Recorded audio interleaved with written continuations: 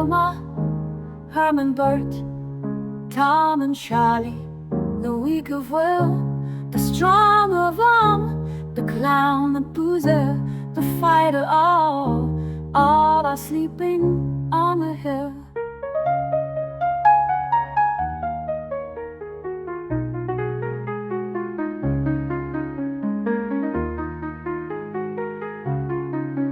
One passed in a fever, one was burned in a mine, one was killed in a brawl, one died in a jail, one fell from a bridge toiling for children and wife.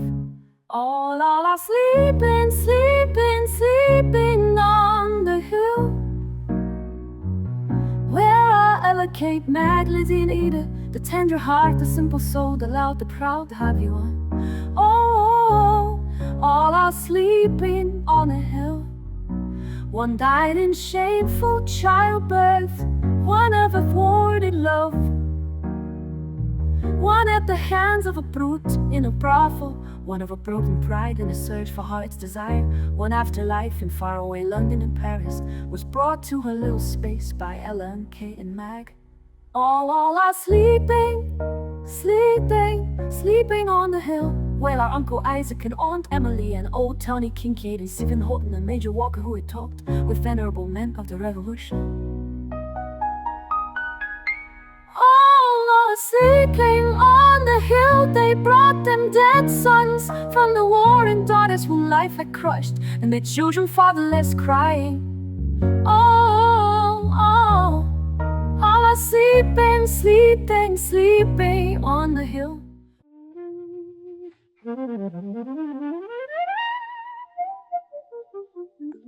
Here I lie, close to the grave of old Gil Pearson, who grew rich trading with the Indians, and who afterwards took the bankrupt law and emerged from it richer than ever.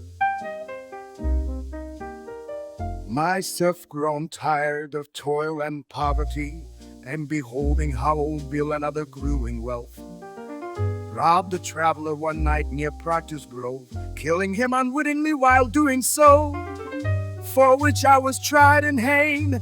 That was my way of going into bankruptcy. Now we who took the bankrupt law in our respective ways sleep peacefully side by side. Now we who took the bankrupt law in our respective ways.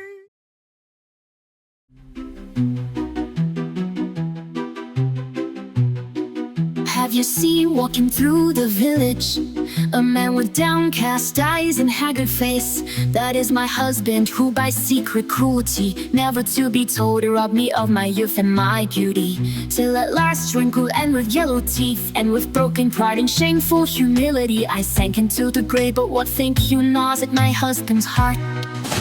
The face of what I was, the face of what he made me, these are driving him to the place where I lie in death, therefore I am avenged.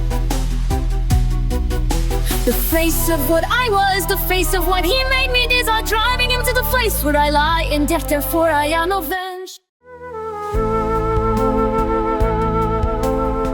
She took my strength by minutes, she took my life by hours. She drained me like a fevered moon that saps the spinning world. The days went by like shadows, the minutes wheeled like stars. She took the pity from my heart and made it into smiles. She was a hunk of sculptor's clay. My secret thoughts were fingers. They flew behind her pensive brow and lined it deep with pain. They set the lips and sagged the cheeks and drooped the eye with sorrow. My soul had entered in the clay, fighting like 7 devils. It was not mine, it was not hers. She held it, but it struggles. I modeled a face she hated, and a face I feared to see. I beat the window, shook the bolts, I hid me in a corner, and then she died and haunted me for life. And a face I feared to see. I beat the windows, shook the bolts, I hid me in a corner, and then she died and haunted me for life. And then she died and haunted me.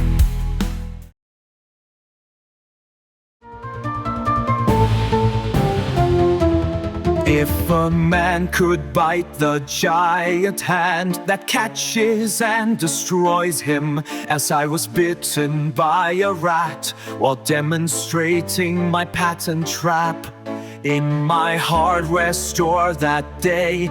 But a man can never revenge himself on the monstrous ogre life. You enter the room that's being born, and then you must live, work out your soul. Aha, the bait that you crave is in view. A woman with money you want to marry, prestige, place, or power in the world. But there's work to do and things to conquer. Oh yes, the wires that screen the bait.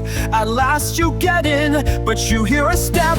The ogre life comes into the room. He was waiting and heard the clang of the spring to watch you nibble the wondrous cheese, and stare with his burning eyes at you, and scowl and laugh and mock and curse you, running up and down in the trap until your misery bores him.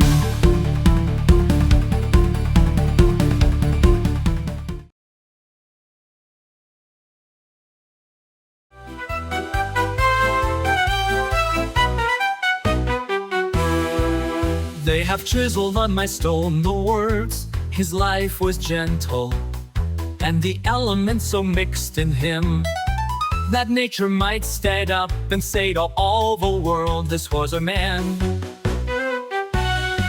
Those who knew me smiled as they read this empty rhetoric. My epitaph should have been, life was not gentle to him, and the elements so mixed in him that he made warfare on life, in which he was slain. While I lived I could not cope with slanderous tongues. Now that I am dead I must submit to an epitaph graven by a fool. While I lived I could not cope with slanderous tongues. Now that I am dead I must submit to an epitaph.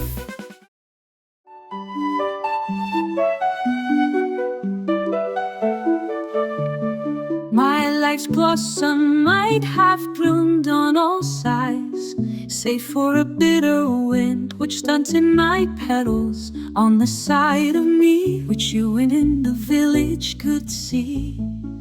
From the dust I lift a voice of protest. My flowering side you never saw.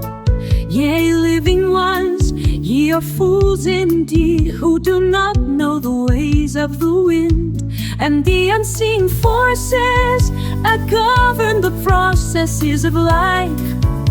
Save for a bitter wind which stunted my petals and the unseen forces that govern the processes of life.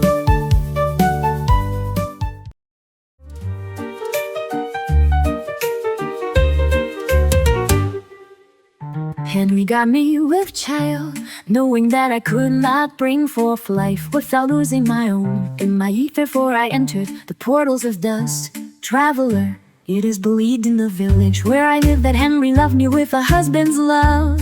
But I proclaimed from the dust that he slew me to gratify his hatred. That Henry loved me with the husband's love, but I proclaimed from the dust that he slew me to gratify his hatred.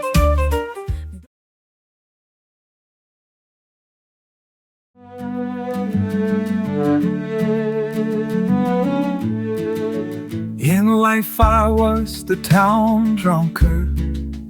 When I died, the priest denied me burial in holy ground, which redounded to my good fortune.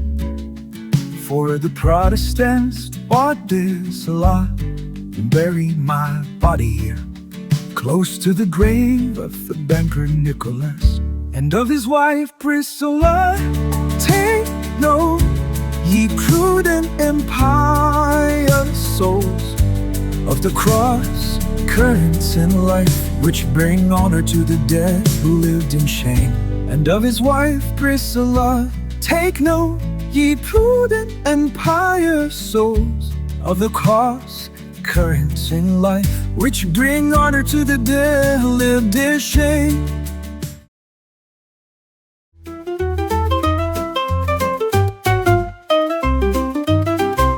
How does it happen?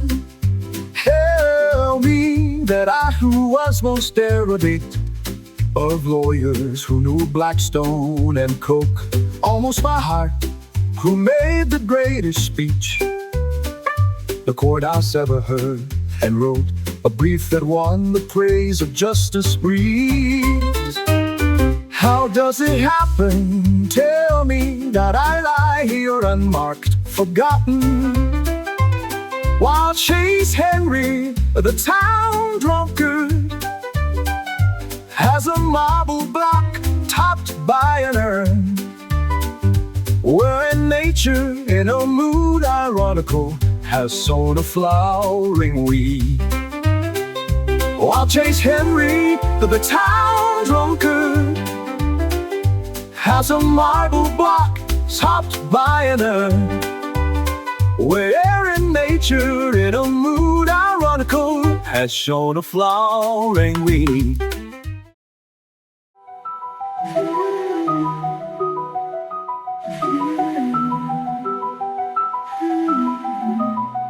Together in this grave lie Benjamin Pantier, attorney at law, and Nick, his dog, constant companion, solace and friend. Down the gray road, friends, children, men and women, passing one by one out of life, left me till I was alone, with Nick for partner, bedfellow, comrade, and drink. In the morning of life I knew aspiration and sought glory. The she who survives me snared my soul with a snare which bled me to death, till I, once strong of will, lay broken, indifferent, living with Nick in a room back of a dingy office. Under my jawbone is snuggled the bony nose of Nick. Our story is lost in silence, go by mad world. Under my jawbone is snuggled the bony nose of Nick. Our story is lost in silence, go by mad world. Our story is lost in silence, go by mad world.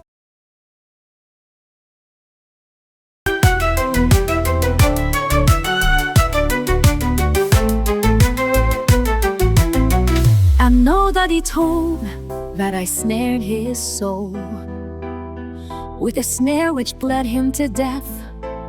And all the men loved him, and most of the women pitied him. But suppose you are really a lady and have delicate tastes, and loathe the smell of whiskey and onions, and the rhythm of Wordsworth's ode runs in your ears while he goes about from morning till night, repeating bits of that common thing. Oh, why should the spirit of mortal be proud? And then suppose you are a woman well endowed, and the only man with whom the law and morality permit you to have the marital relation is the very man that fills you with disgust every time you think of it, while you think of it.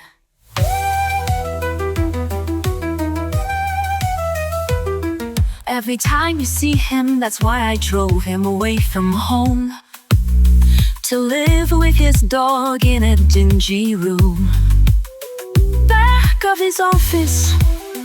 That's why I drove him away from home, to live with his dog in a dingy room back of his office, back of his office.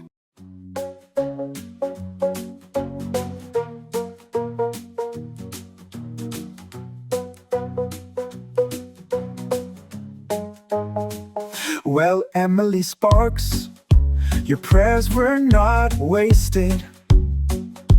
Your love was not all in vain. I owe whatever I was in life to your hope that would not give me up, to your love that saw me still as good. Dear Emily Sparks, let me tell you the story. I passed the effect of my father and mother.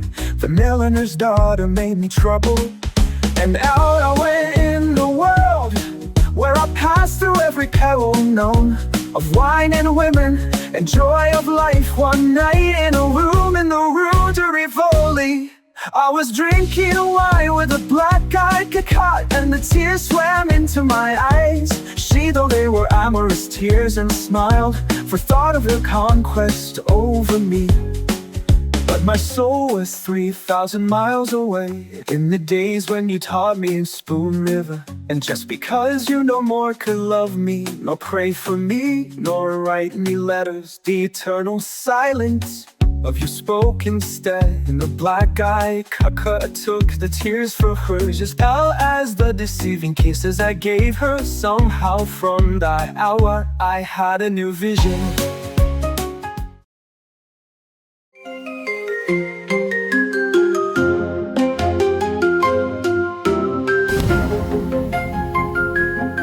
Where is my boy, in what far part of the world? The boy I loved, best of all in the school. I, the teacher, the old maid, the virgin hearts who made them all my children. Did I know my boy aright? Thinking of him as a spirit of flame, active, ever aspiring. Oh boy, for whom I prayed and prayed, in many a watchful hour at night. Do you remember the letter I wrote you, of the beautiful love of Christ, and whether you ever took it or not? My boy, wherever you are, more for your soul's sake than all the clay of you, all of the dross of you. May yield to the fire of you, till the fire is nothing but light, nothing but light. May yield to the fire of you, till the fire is nothing but light, nothing but light.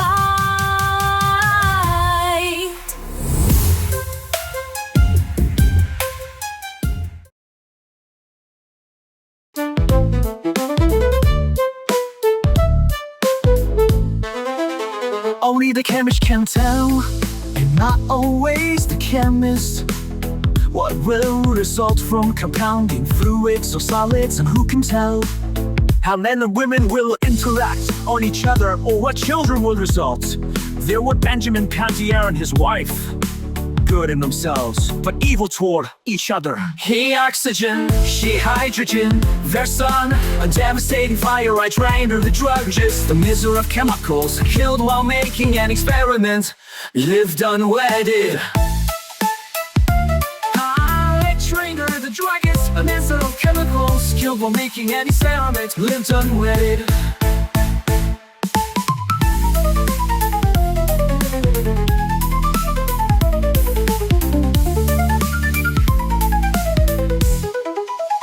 Killed while making an experiment, lived unwedded, lived unwedded.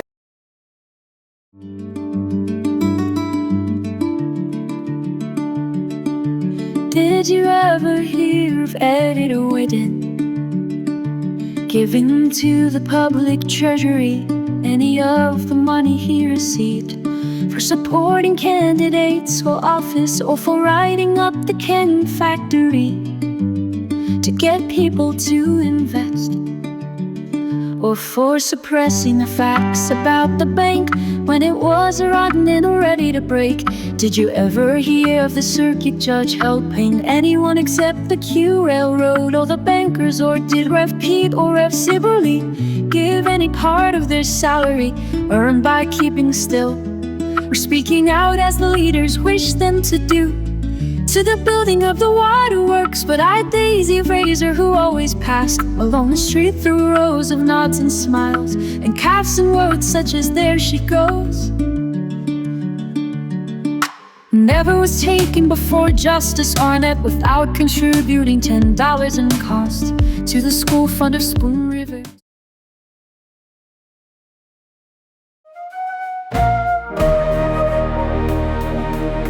Their spirits beat upon mine like the wings of 1,000 butterflies.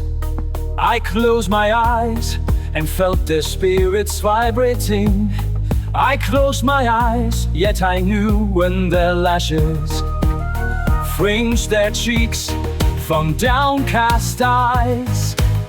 And when they turned their heads, and when their garments clung to them or fell from them in exquisite drapery, their spirits watched my ecstasy with wide looks of sorry unconcern. Their spirits looked upon my torture, they drank it as it were the water of life. With reddened cheeks, brightened eyes, the rising flame of my soul made their spirits gilt like the wings of a butterfly drifting suddenly into sunlight. And they cried to me for life, life, life. But in taking a life for myself, in seizing and crushing their souls, as a child crushes grapes and drinks from his palms the purple juice, I came to this wingless void where neither red nor gold nor wine nor the rhythm of life are known, as a child crushes grapes and drinks from its palms the purple juice. I came to this wingless void where neither red nor gold nor wine nor the rhythm of life are known, where neither red nor gold nor wine nor the rhythm of life are known.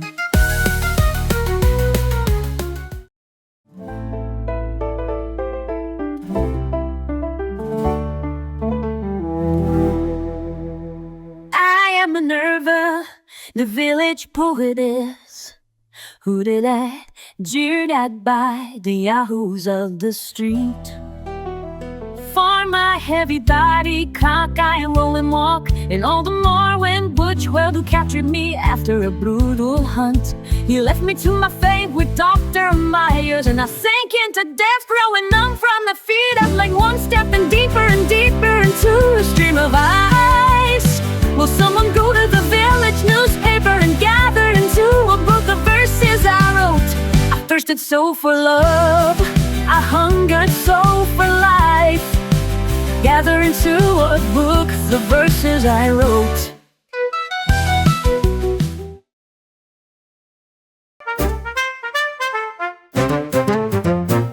You would not believe, would you, that I came from good Welsh stock, that I was purer-blooded than the white trash here, and of more direct lineage than the New Englanders and Virginians of Spoon River. You would not believe that I had been to school and read some books. You saw me only as a rundown man with matted hair and beard and ragged clothes. Sometimes a man's life turns into a cancer, from being bruised and continually bruised, and swells into a purplish mass like growths on stalks of corn. Here was I, a carpenter mired in a bog of life, into which I walked thinking it was a meadow with a slattern for a wife, and a poor Minerva, my daughter, whom you tormented and drove to death. So I crept like a snail through the days of my life. No more you hear my footsteps early morning resounding on the hollow sidewalk. Go into the grocery store for a little cornmeal and a nickel's worth of bacon, resounding on the hollow sidewalk. Go into the grocery store for a little cornmeal and a nickel's worth of bacon, and a nickel's worth of bacon.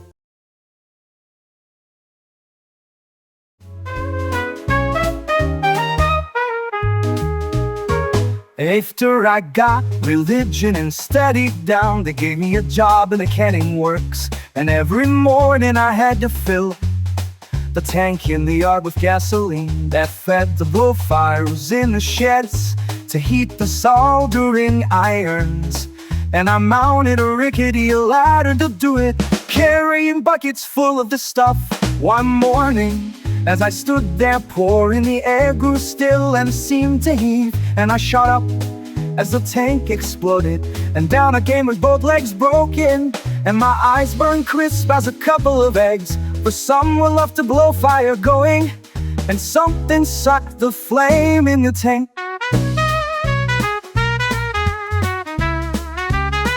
The circuit judge said whoever did it was a fellow servant of mine, so old road son didn't have to pay me. And I sat on the witness stand as blind as lack, the fiddler saying over and over I didn't know him at all. The circuit judge said whoever did it was a fellow servant of mine, and so old road son didn't have to pay me. And I sat on the witness stand as blind as lack, the fiddler saying over and over I didn't know him at all, and I didn't know him at all.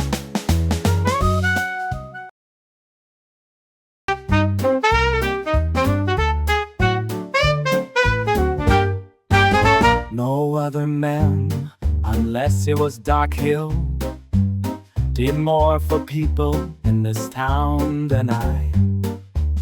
And all the weak, the halt, the improvident, and those who could not pay flat to me. I was good-hearted, easy, Dr. Myers. I was healthy, happy, and comfortable, fortune blessed with a congenial mate my children raised.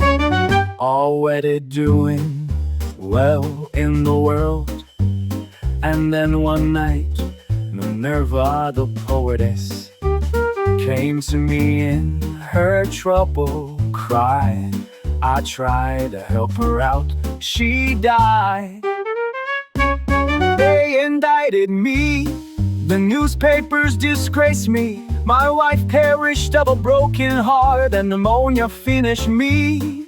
They indicted me, the newspapers disgraced me. My wife perished of a broken heart, and pneumonia finished me. My wife perished of a broken heart, and pneumonia finished me.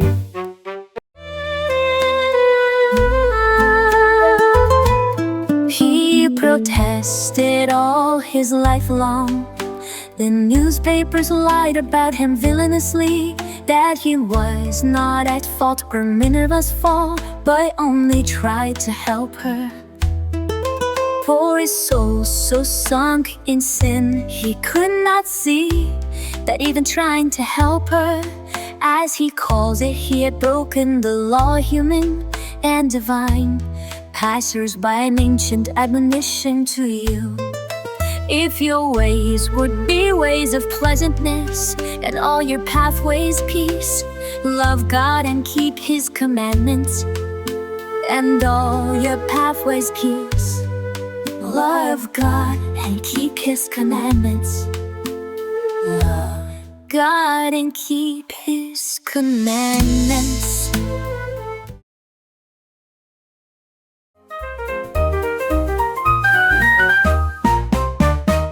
I was the first fruits of the Battle of Missionary Ridge. When I felt the bullet aim to my heart, I wished I had stayed at home and gone to jail for stealing the harbs of Courtney instead of running away and joining the army. Rather 1,000 times the county jail than to lie under this marble figure with wings and this granite pedestal bearing the words Pro Patria.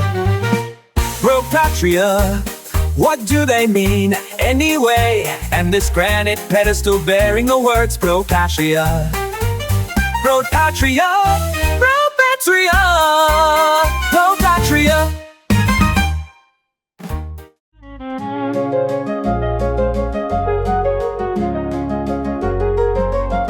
Now Hohemer ran away to the war the day before Colonel Trennery swore out a warrant through Justice Arnett for stealing hogs. But that's not the reason he turned a soldier. He caught me running with Lucius Atherton. We quarreled and I told him never again to cross my path.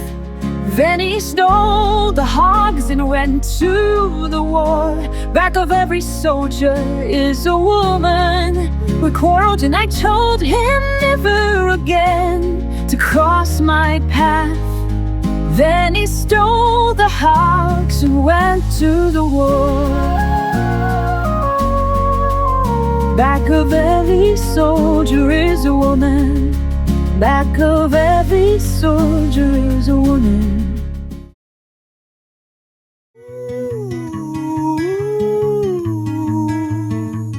The girl never fell into this darkened space.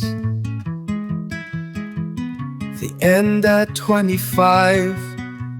My tongue could not speak what stirred within me, and the village thought me a fool. Yet at the start there was a clear vision, a high and urgent purpose in my soul, which drove me on trying to memorize the Encyclopedia Britannica. Yet at the start there was a clear vision, a high and urgent purpose in my soul, which drove me on trying to memorize the Encyclopedia Britannica, which drove me on trying to memorize the Encyclopedia Britannica.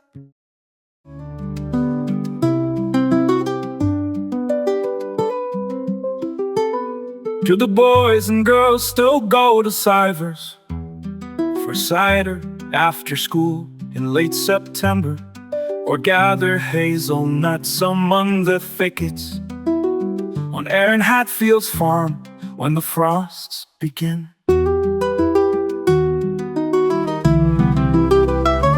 For many times with the laughing girls and boys played I along the road and over the hills, when the sun was low and the air was cool, stopping to club the walnut tree, standing leafless against the flaming west. Now the smell of the autumn smoke and the dropping acorns and the echoes about the vales bring dreams of life. They hover over me, they question me, where are those laughing comrades? How many are with me? How many in the old orchard along the way to Sivers?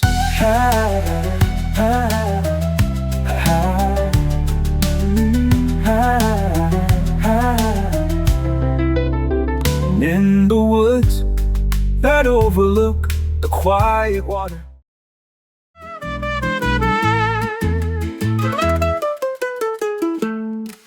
I went up and down the streets, here and there by day and night, through all hours of the night, caring for the poor who were sick. Do you know why?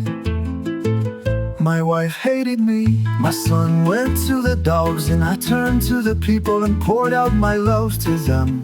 Sweet it was to see the crowds about the lawns on the day of my funeral, and hear them murmur their love and sorrow. But oh dear God, my soul trembled, scarcely able to hold to the railing of the new life, when I saw him standing behind the oak tree at the grave, hiding herself in her grief. When I saw him standing behind the oak tree at the grave, hiding herself in her grief. When I saw him standing behind the oak tree at the grave, hiding herself in her grief, hiding herself.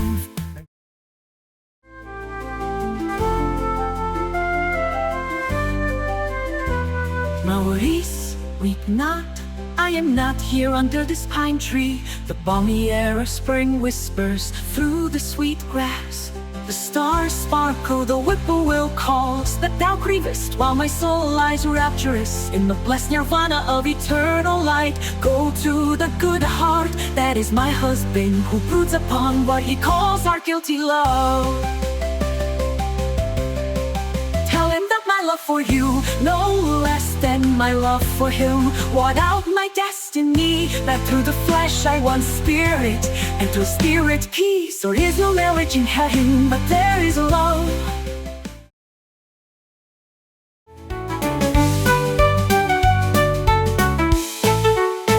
My father, who owned the wagon shop and grew rich shoeing horses, sent me to the University of Montreal. I learned nothing and returned home, roaming the fields with Bert Kessler, hunting quail and snipe.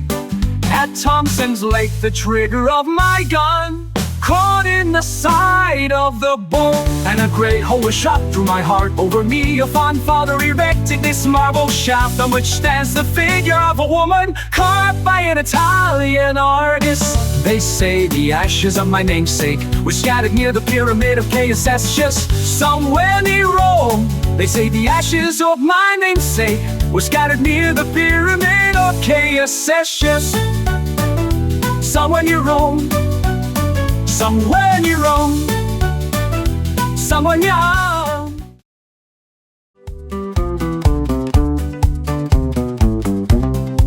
From Bendel's Opera House in the Village to Broadway is a great step, but I tried to take it, my ambition fired when 16 years of age, seeing Eastland played here in the Village by Ralph Barrett, the common romantic actor who enthralled my soul. True, I trailed back home, a broken failure,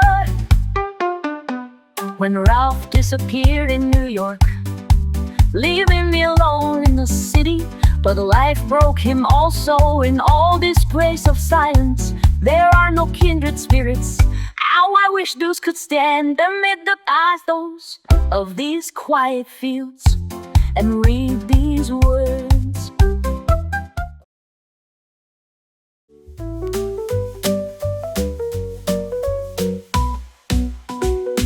We quarreled that morning, for he was 65 and I was 30, and I was nervous and heavy with the child whose birth I dreaded. I fought over the last letter written me by that estranged young soul, whose betrayal of me I had concealed by marrying the old man. Then I took morphine and sat down to read. Across the blackness that came over my eyes, I see the flickering light of these words even now. And Jesus said unto you, and verily I say unto thee, today thou shalt be with me in paradise. Today thou shalt be with me in paradise.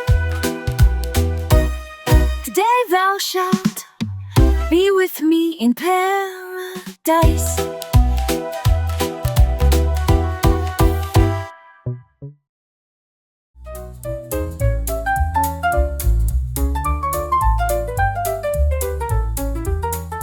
Father, thou canst never know the anguish that smote my heart for my disobedience the moment I felt the remorseless wheel of the engine sink into the crying flesh of my leg as they carried me to the home of a widow Morris. I could see the schoolhouse in the valley, to which I played truant to still ride upon the trains. I prayed to live until I could ask your forgiveness, and then your tears, your broken words of comfort. From the solace of that hour I have gained infinite happiness. Thou art wise to chisel for me, taken from the evil to come.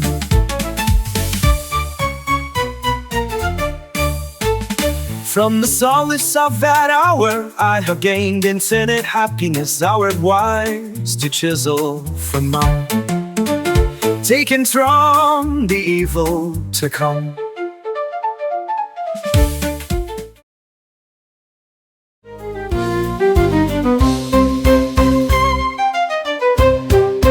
Did you ever find out which one of the O'Brien boys it was who snapped a toy pistol against my hand there when the flags were red and white in the breeze, and Bucky Estill was firing the cannon brought to Spoon River from Vicksburg by Captain Harris, and the lemonade stands were running and the band was playing to have it all spoiled by a piece of a cap shot under the skin of my hand, and the boys all crowding about me saying, "You'll die of lockjaw, Charlie Shore." Oh dear, what chum of mine could have done it? You'll die of lockjaw, Charlie Shore.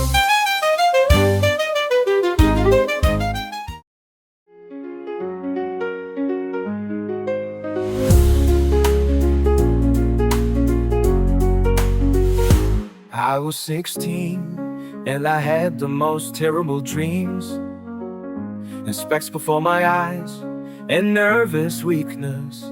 And I couldn't remember the books I read, like Frank Drummer, who memorized page after page. And my back was weak, and I worried, and I was embarrassed and stammered my lessons. And when I stood up to recite, I forget everything that I had studied. Well, I saw Dr. Weezy's advertisement, and there I read everything in print, just as if he had known me, and about the dreams which I couldn't help. So I knew I was marked for an early grave, and I worried until I had a cough. And then the dream stopped, and then I slept asleep without dreams. Here on the hill by the river, and I worried until I had a cough. And then the dream stopped, and then I slept asleep without dreams. Here on the hill by the river, here on the hill by the river.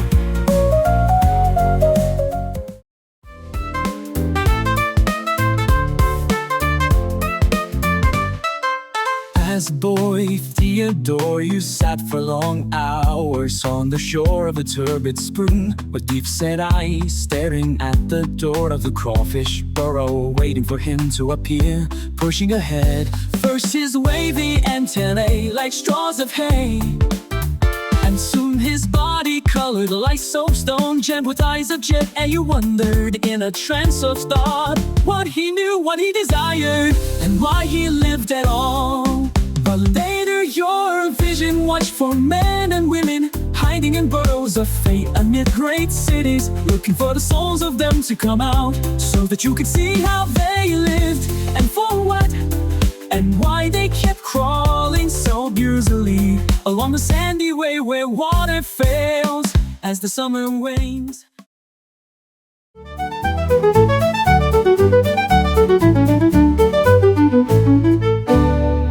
The prohibitionists made me town marshal when the saloons were voted out, because when I was a drinking man, before I joined the church, I killed a Swede at sawmill near Maple Grove, and they wanted a terrible man.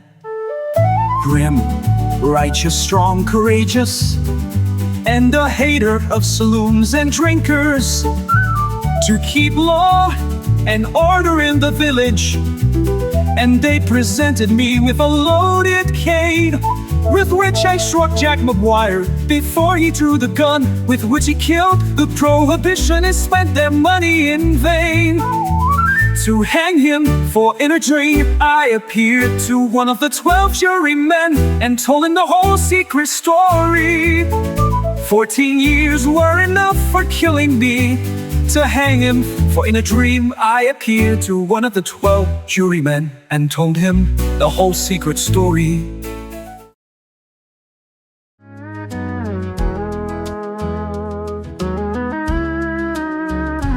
They would have lynched me had I not been secretly hurried away to the jail at Peoria.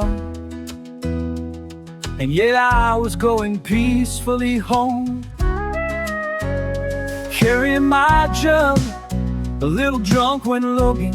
The marshal halted me, called me a drunken hound and shook me. And when I cursed him for it struck me with that prohibition loaded cane, all this before I shot him. They would have hanged me except for this. My lawyer Kinsey King was helping to land old Thomas Rhodes for wrecking the bank. And the judge was a friend of Rhodes and wanted him to escape. And Kinsey offered to quit on Rhodes for 14 years for me. And the bargain was made.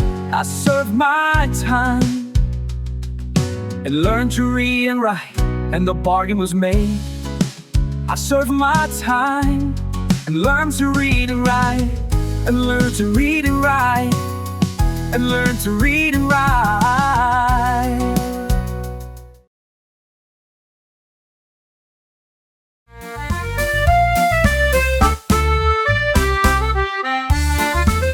When Fort Sumter fell and the war came, I cried out in bitterness of soul, "Oh glorious republic, now no more."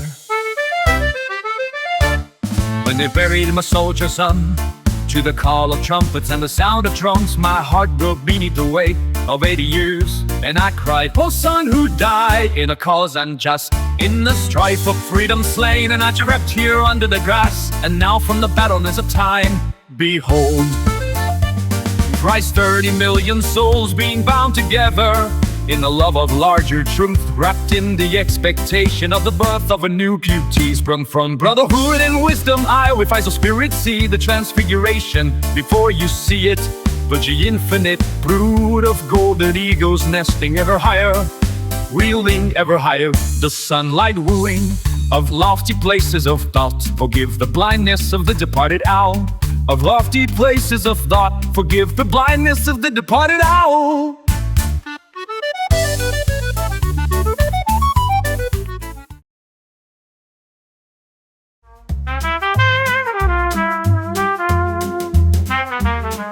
I was not beloved of the villagers, but all because I spoke my mind and met those who transgressed against me with plain remonstrance, hiding nor nurturing, nor secret griefs, nor grudges. That activist Spartan boy is greatly praised, who hid the wolf under his cloak, letting it devour him uncomplainingly.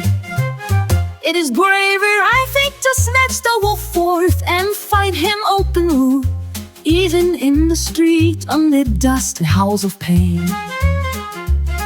The tongue may be an unruly member, but silence poisons the soul. Berate me who will, I am content amid dust and howls of pain. The tongue may be an unruly member, but silence poisons the soul. Berate me who will, I am content.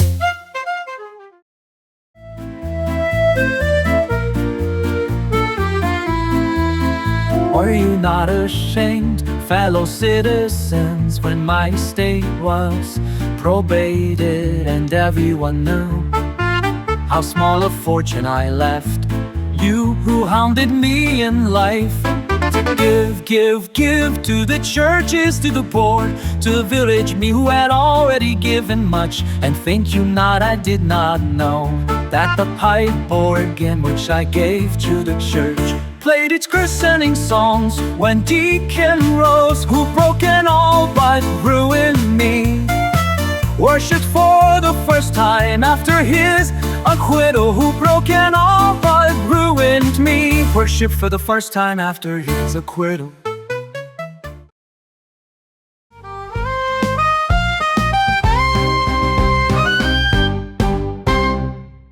I leaned against the mantle, sick, thinking of my failure, looking into the abysm. Weak from a noonday heat, a church bell sounded mournfully far away.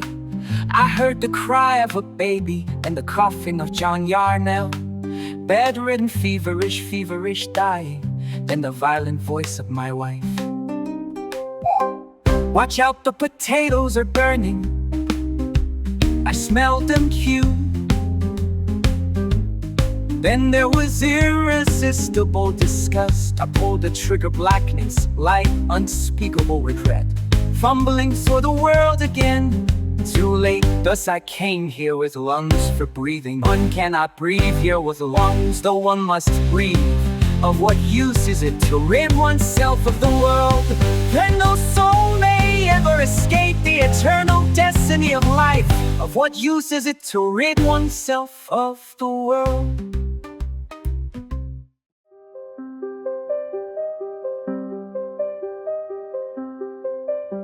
I would have been as great as Juliet, but for an untoward fate. For look at the photograph of me, made by Pennyweight.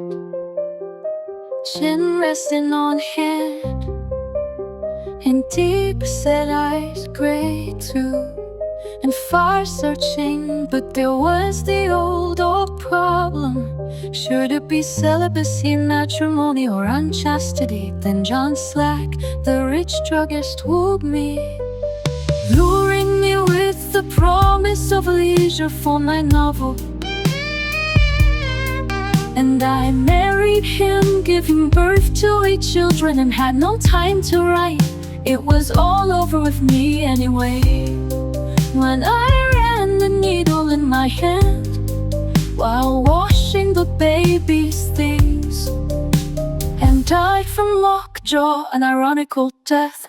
Hear me, ambitious souls, sex is the curse of life. And died from lockjaw, an ironical death. Hear me, ambitious souls. Sex is the curse of life.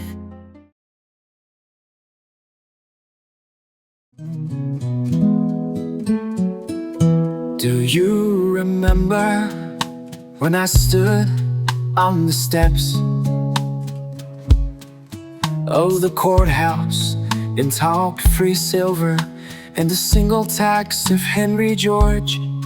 Then do you remember that when the peerless leader lost the first battle, I began to talk prohibition and became active in the church?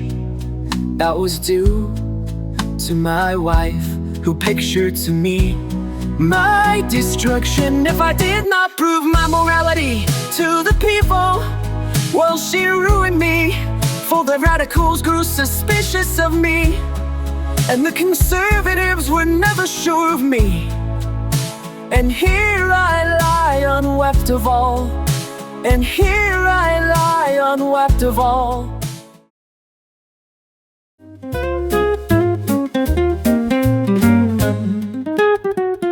I never saw any difference between playing cards for money and selling real estate, practicing law, banking, or anything else, for everything is chance. Nevertheless, seest thou a man diligent in business, he shall stand before king. I never saw any difference between playing cards for money and selling real estate, practicing law, banking, or anything else, for everything is chance.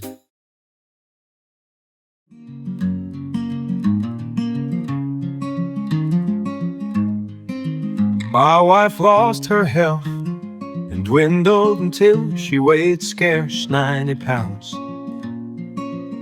Then that woman whom the men styled Cleopatra came along, and we married once, all broke our vows, myself among the rest. Years passed and one by one, death claimed them all in some hideous form. And I was borne along by dreams of God's particular grace for me, and I began to write reams on reams of the second coming of Christ.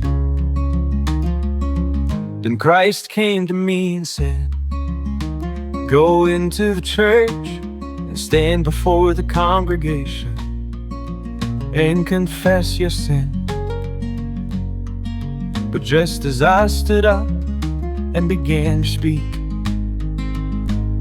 I saw my little girl who was sitting in the front seat. My little girl who was born blind. After that, all is blackness. My little girl who was born blind. After that, all is blackness. After that, all is blackness.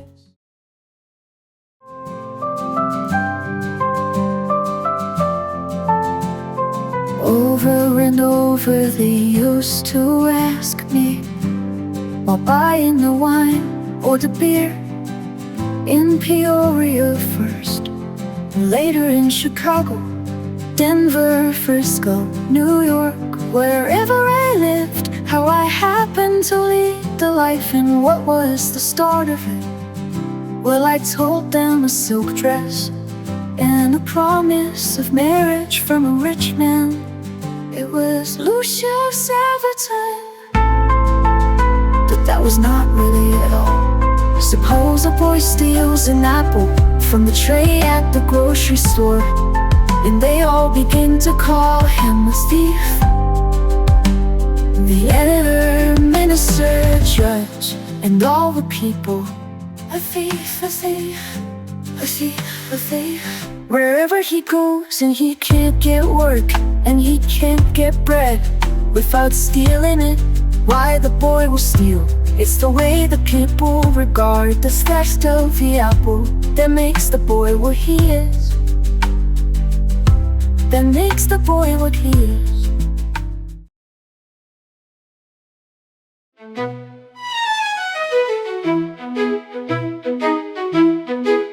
When my mustache curled and my hair was black, and I wore tight trousers and a diamond stud, I was an excellent knave of hearts and took many a trick. But when the gray hairs began to appear, lo, a new generation of girls laughed at me, not fearing me. And I had no more exciting adventures wherein I was all but shot for a heartless devil, but only drabby affairs, warmed over affairs of other days and other men. And time went on until I lived at Mayor's restaurant, partaking of short orders, a gray, untidy, toothless, discarded rural Don Juan.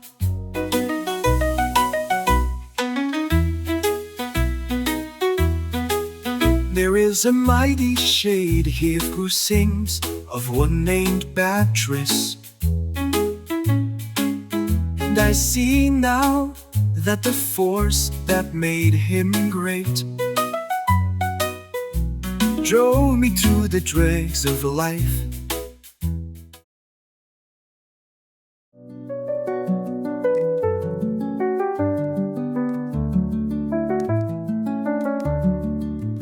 Often interlude at the gate, refused me the parting kiss, saying we should be engaged before that, and just with a distant clasp of the hand, she bade me good night as I brought her home from the skating rink or the revival.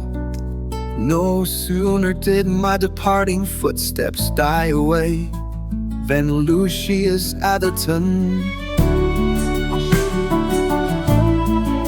stole. I learned when Anna went to Peoria, stolen at her window, or took her riding behind a spanking team of bays into the country. The shock of it made me settle down, and I put all the money I got from my father's estate into the canning factory to get the job of head accountant, and lost it all. And then I knew I was one of life's fools, whom only death would treat as the equal of other men, making me feel like a man.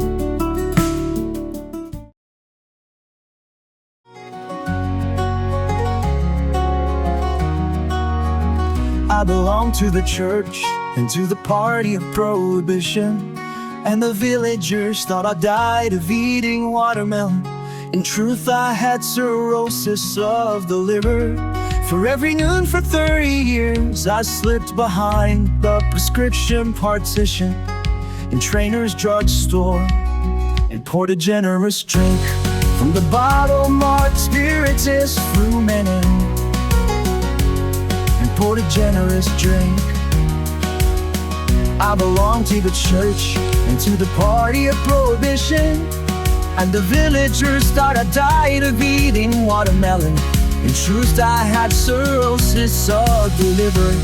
For every noun for 30 years, I slipped behind the prescription partition in Trainer's drugstore and poured a generous drink from the bottle marked spiritus frumentum,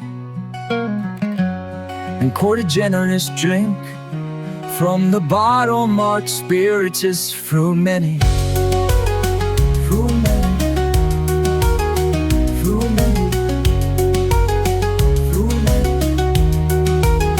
Spiritus frumentum. Spiritus frumentum.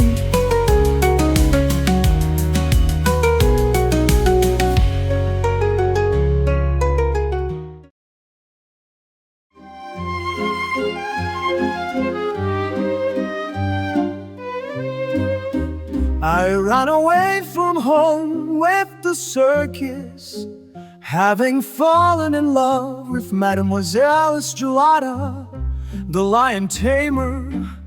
One time, having starved the lions for more than a day, I entered the cage and began to beat Brutus and Leo and Gypsy.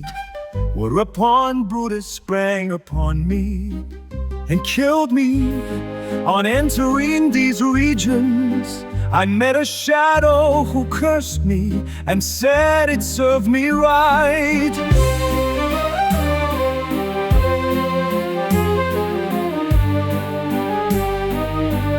It was Robespierre. I met a shadow who cursed me and said it served me right.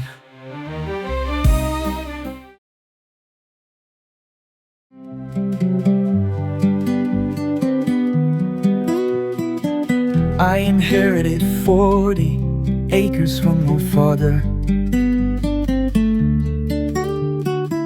and by working my wife, my 2 sons and 2 daughters. From dawn to dusk I acquired 1,000 acres, but not content, wishing to own 2,000 acres. I bustled through the years with axe and plow, toiling, denying myself, my wife, my sons, my daughters. Squire Higby wrongs me to say that I died from smoking Red Eagle cigars, eating hot pie and gulping coffee during the scorching hours of harvest time.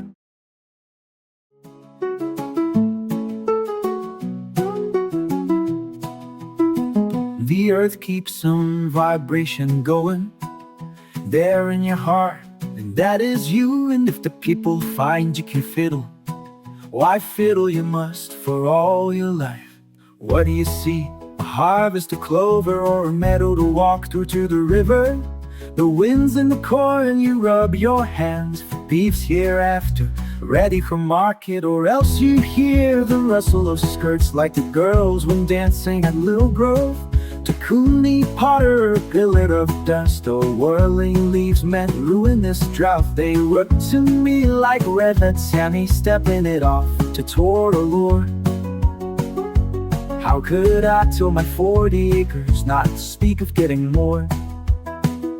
With a medley of horns, bassoons, and piccolos stirred in my brain by crows and robins in the creak of a windmill, only these. And I never started to plow in my life, that someone did not stop in the road and take me away to a dance or a picnic. I ended up with 40 acres. I ended up with a broken fiddle and a broken laugh and 1,000 memories. and not a single regret, and take me away to a dance or picnic. I ended up with a broken fiddle and a broken laugh and 1,000 memories, and not a single regret, and a broken laugh and 1,000 memories.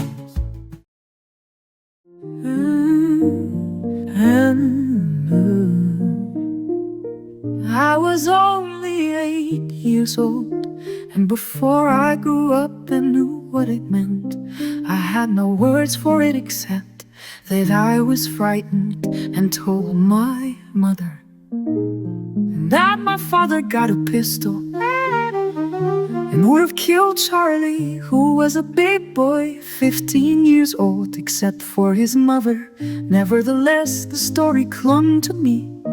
But the man who married me, a widower of 35, was a newcomer. You never heard it till 2 years after we were married. Then he considered himself cheated, and the village agreed that I was not really a virgin. Well, he deserted me, and I died the following winter. Then he considered himself cheated.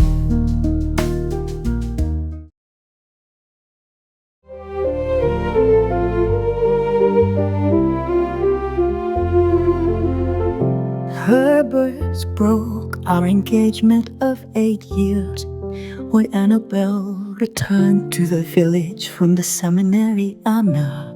If I had let my love for him alone, it might have grown into a beautiful sorrow.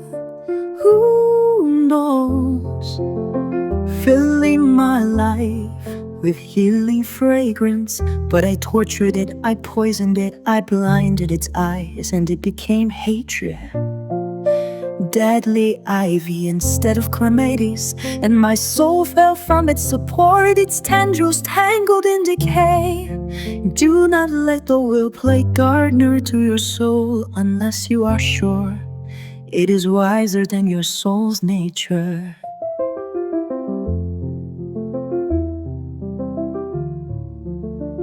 And my soul fell from its support, its tendrils tangled in decay. Do not let the will play gardener to your soul unless you are sure it is wiser than your soul's nature. Unless you are sure, unless you are sure it is wiser than your soul's nature.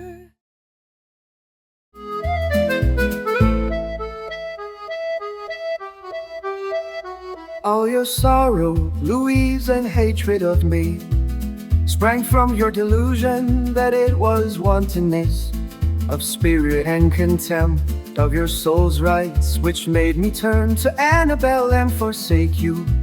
You really grew to hate me for love of me, because I was your soul's happiness, formed and tempered to solve your life for you, and would not, but you were my misery. If you had been my happiness, would I not have clung to you? This is life's sorrow, that one can be happy only where two are, and that our hearts are drawn to stars which want us not.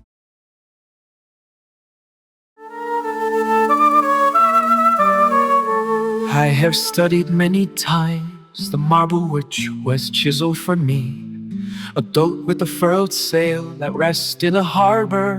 In truth, it pictures not my destination, but my life. For love was offered me, and I shrank from its disillusionment. Sorrow knocked at my door, but I was afraid. Ambition called to me, but I dreaded the chances. Yet all the while I hungered for meaning in my life. And now I know that we must lift the sail and catch the winds of destiny. Wherever they drive the boat, to put meaning in one's life may end in madness. But life without meaning is the torture of restlessness and vague desire. It is a thought longing for the sea and yet afraid.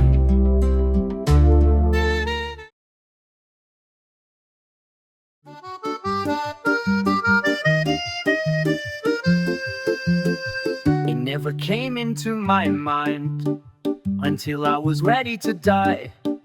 That Jenny had loved me to death with malice of heart, for I was 17, she was 35. And I wore myself to a shadow, trying to husband Jenny, rosy Jenny, full of the ardor of life.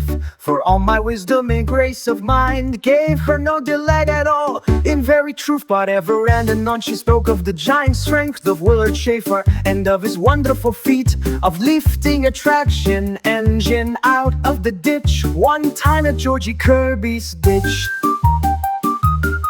So Jenny inherited my fortune and married Willard, that mount of brawn, that clownish soul.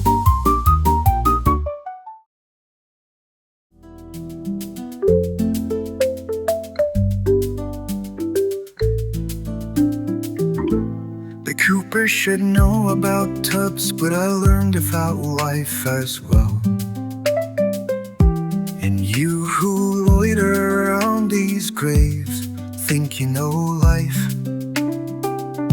You think your eye sweeps about a wide horizon. Perhaps in truth you are only looking around the interior of your tub.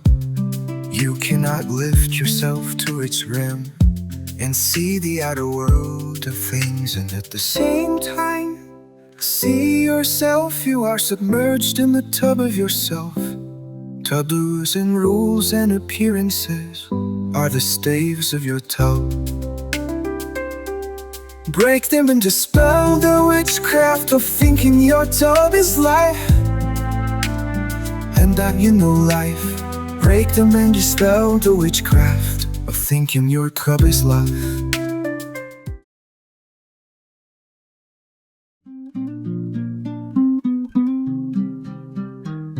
If you in the village think that my work was a good one, who closed the saloons and stopped all playing at cards, and hailed old Daisy Fraser before Justice Arnett in many a crusade to purge the people of sin, why do you let the milliner's daughter Dora and the worthless son of Benjamin Pantier nightly make my grave their unholy pillow? If you in the village think that my work was a good one, who closed the saloons and stopped all playing at cards, and hailed old Daisy Fraser before Justice Arnett in many a crusade to purge the people of sin, why do you let the milliner's daughter Dora and the worthless son of Benjamin Pantier nightly make my grove their unholy pillow? And the worthless son of Benjamin Pantier nightly make my grave their unholy pillow.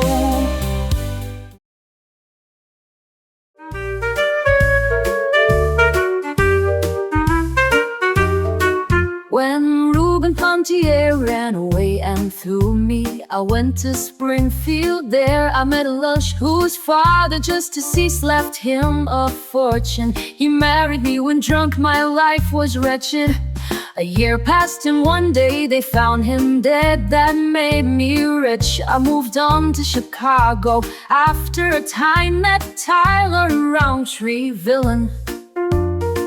I moved on to New York, a gray-haired magnate went mad about me, so another fortune. He died one night right in my arms. You know, I saw his purple face for years thereafter. There was almost a scandal. I moved on, this time to Paris. I was now a woman, insidious, subtle, versed in the world, and rich. My sweet apartment near the Champs-Élysées became a center for all sorts of people. Musicians, poets, dandies, artists, nobles, where we spoke French and German, Italian, English. I wait Count Navigato native of Genoa, we went to Rome. He poisoned me, I think. Now in the Campo Santo, overlooking the sea, where young Columbus dreamed new worlds. See what they chiseled: Contessa Navigado in Porta Eterna Quiet.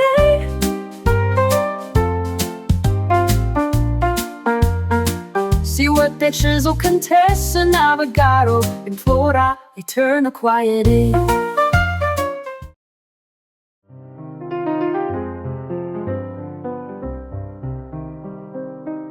I was the milliner, talked about, lied about. Mother of daughter whose strange disappearance was charged to her rearing. My eye quick to beauty saw much beside ribbons and buckles and feathers and leghorns and felts to set off sweet faces and dark hair and gold. One thing I will tell you, and one I will ask: the stealers of husbands wear powder and trinkets and fashionable hats. Wives, wear them yourselves. Hats may make divorces, they also prevent them. Well now, let me ask you, if all of the children born here in Spoon River had been reared by the county somewhere on a farm, and the fathers and mothers had been given their freedom to live and enjoy, change mates if they wished, do you think that Spoon River had been any the worse? To live and enjoy, change mates if they wished, do you think that Spoon River had been any the worse? Do you think that Spoon River had been any the worse?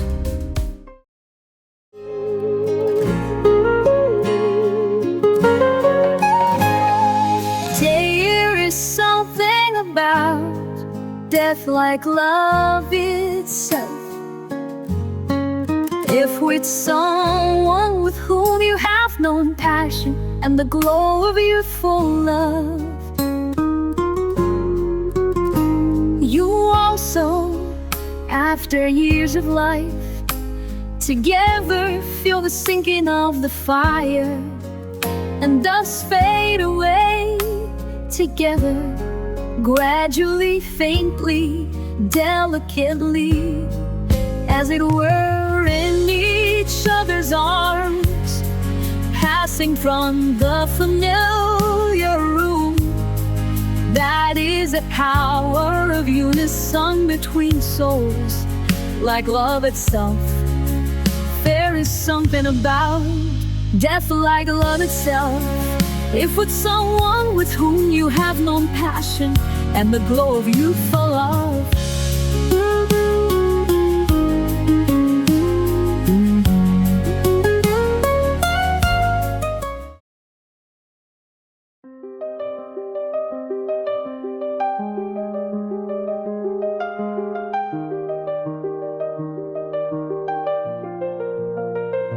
Take note, passers-by, of the sharp erosions eaten in my headstone by the wind and rain.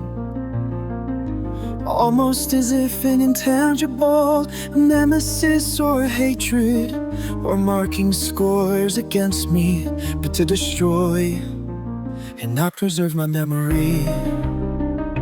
I in life was the circuit judge, a maker of notches, deciding cases on the points the lawyers scored, not on the right of the matter. Oh, wind and rain, leave my headstone alone, for worse than the anger of the wrong, the curses of the poor were so I, speechless yet with vision clear, seeing that even heart put the murderer hanged by my sentence was innocent in soul compared with me.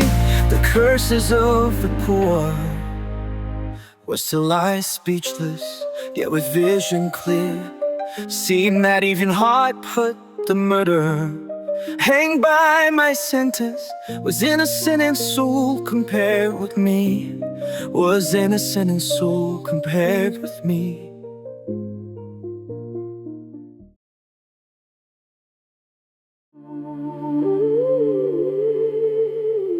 I have fiddled all day at the county fair, but driving home Butch Welly and Jack McGuire, who at Oringful made me stiddle and fiddle to the song of Susie Skinner, while whipping the horses till they ran away.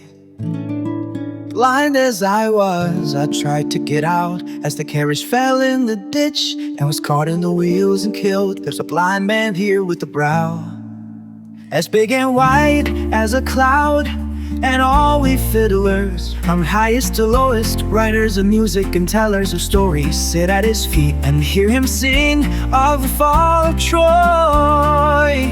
And all we fiddlers, from highest to lowest, writers of music and tellers of stories, sit at his feet and hear him sing of the fall of Troy.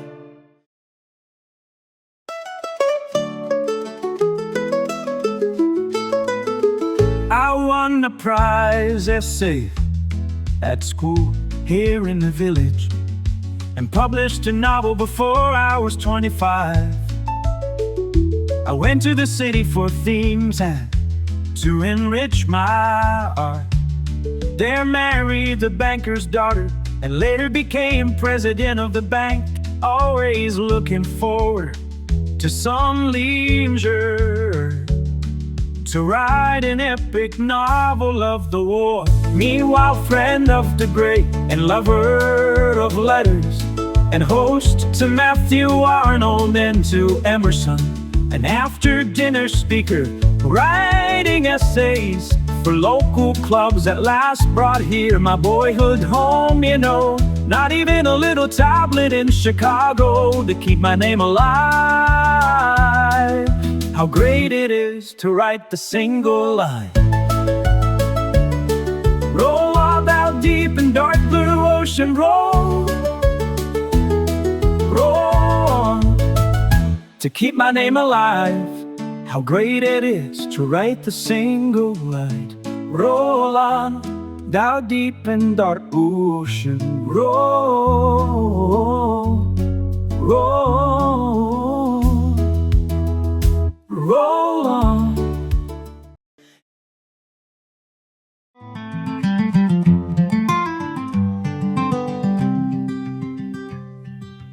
Well, don't you see this was the way of it?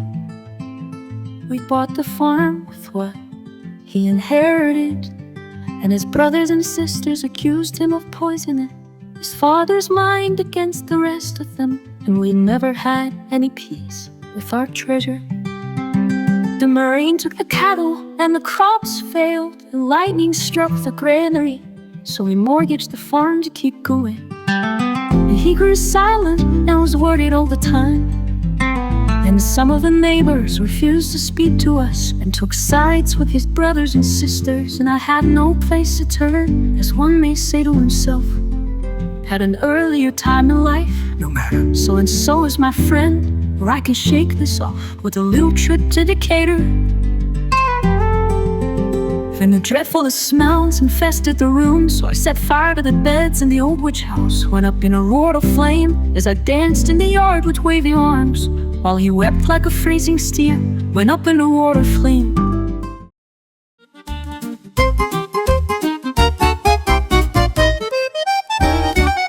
The very farm my sister Nancy Knapp set fire to the house.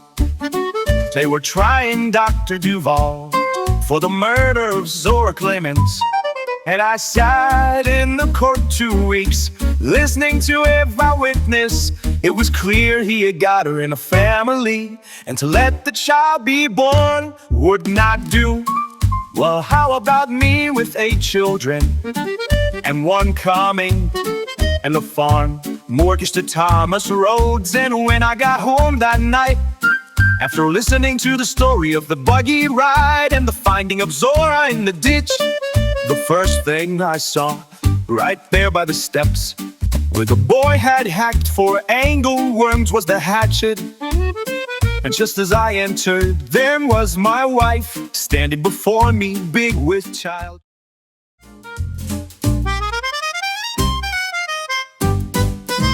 I, the scourge wielder, balance wrecker, smiter with whips and swords. I, hater of the breakers of the law, I, legalist, inexorable and bitter, driving the jury to hang the madman. Barry Holden was made as one dead by light too bright for eyes, and woke to face a truth with bloody brow. Steel forceps fumbled by a doctor's hand against my boy's head as he entered life. Made him an idiot. I turned to books of science to care for him. That's how the world of those whose minds are sick became my work in life. And all my world, poor ruined boy, you were at last the potter, and I and all my deeds of charity, the vessels of your hand.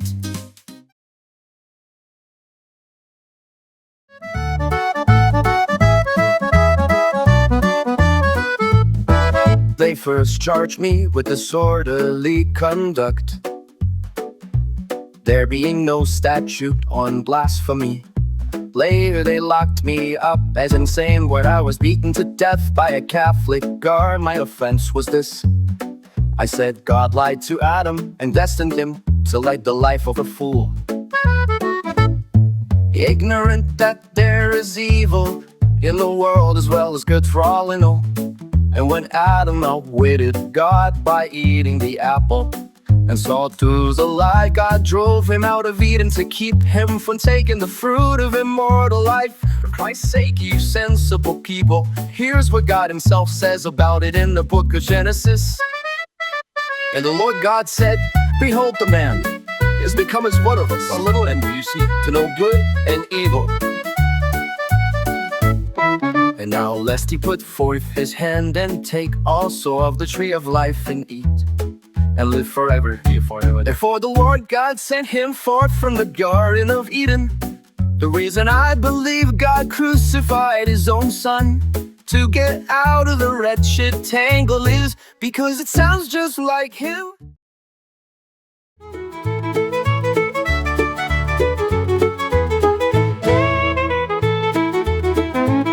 I could not run or play in boyhood, in manhood I could only sip the cup, not drink, for scarlet fever left my heart diseased. Yet I lie here, soothed by a secret none but Mary knows.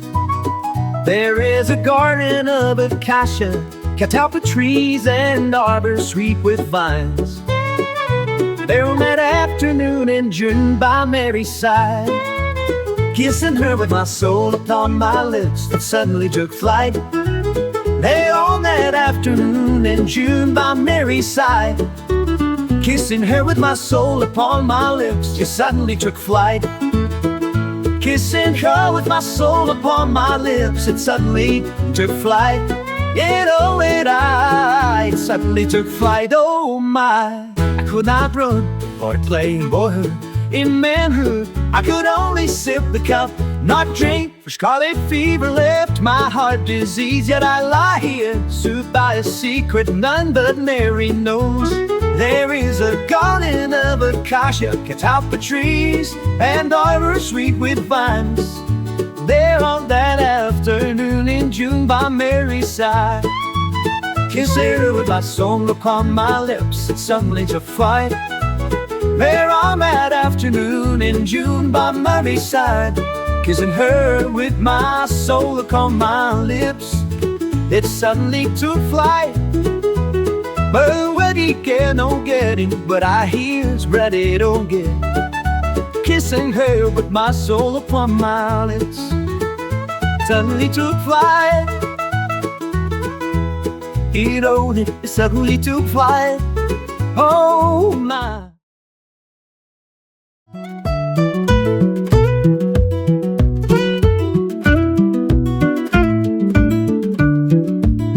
If I could have lived under the years, I could have finished my flying machine and become rich and famous. Hence it is fitting the workmen who tried to chisel a doll for me made it look more like a chicken. For what is it all but being hatched and running about the yard? To the day of the block, save that a man has an angel's brain and sees the axe from the first.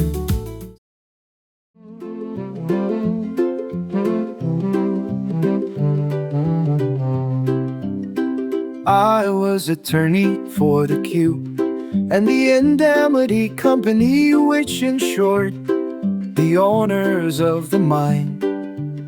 I pulled the wires with judge and jury and the upper courts to beat the claims of a cripple, the widow and orphan, and made a fortune there at the Bar Association. Sang my praises in a high-flown resolution, and the floral tributes were many, but the rats devoured my heart. And a snake made a nest in my skull, but the rats devoured my heart. But the rats devoured my heart.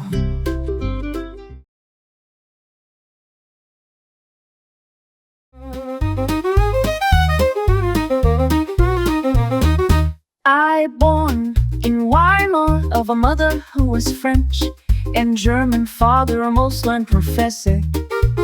Orphaned at 14 years, became a dancer known as Russian Sonia, all up and down the boulevards of Paris. Mistress be times of sundry dukes and counts, and later of poor artists and of poets.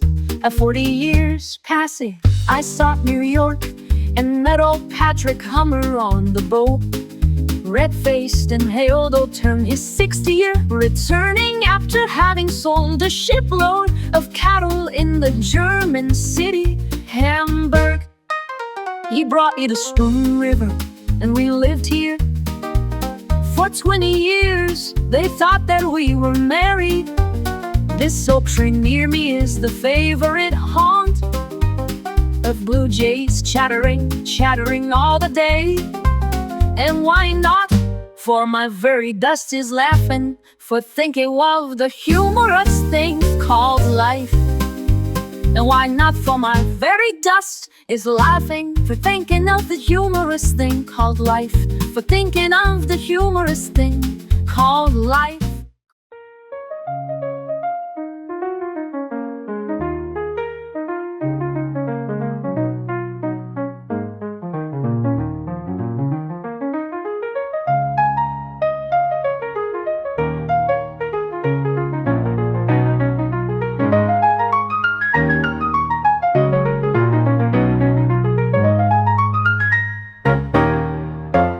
Where are Elma, Herman, Bert, Tom and Charlie?